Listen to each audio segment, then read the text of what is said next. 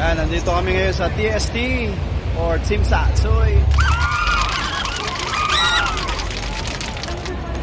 So, kamusta kayo guys? Pagod na ba kayo? Pagod? Pagod na. So, we are going to try to find something to eat and then we will go home. Ayan, tayo sa Chongqing Mansion. Let's go! Ayan guys, since last night namin sa Hong Kong, tinry naman namin yung mga street food nila. O di ba?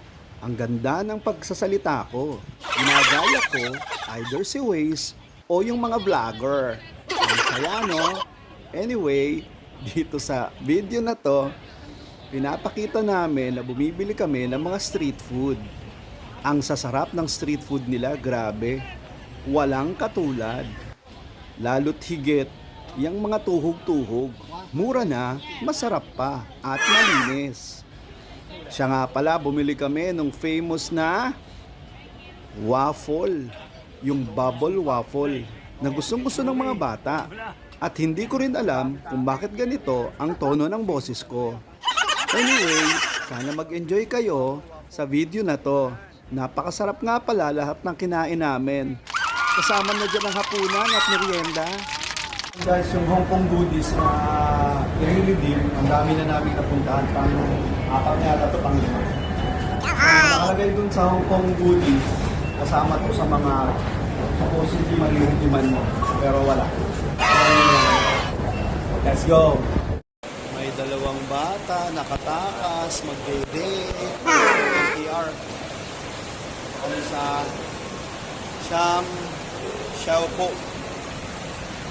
So punta kami muna ng Mongkok tapos TST. Date lang. Ito yung date na puro lakad ang gagawin namin.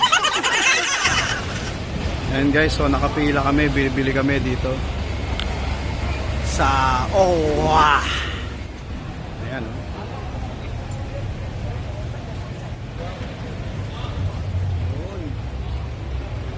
So hintayin lang namin yung order namin tapos kain na. Let's go!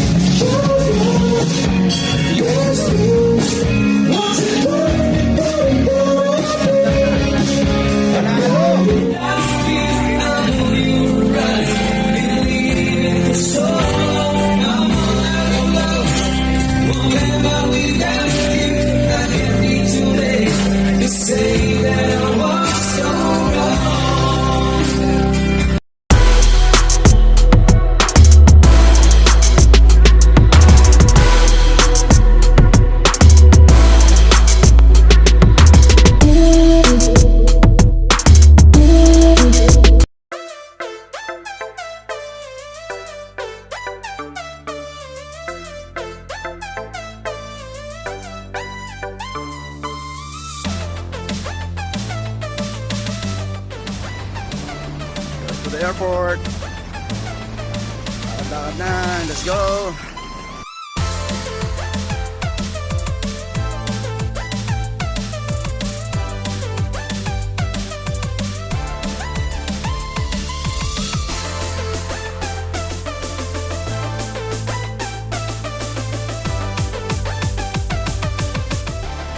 Yan o, nag-train pa kami o. Para lang ano, lumipat ng gate. Grabe, napaka-progressive talaga nitong Hong Kong.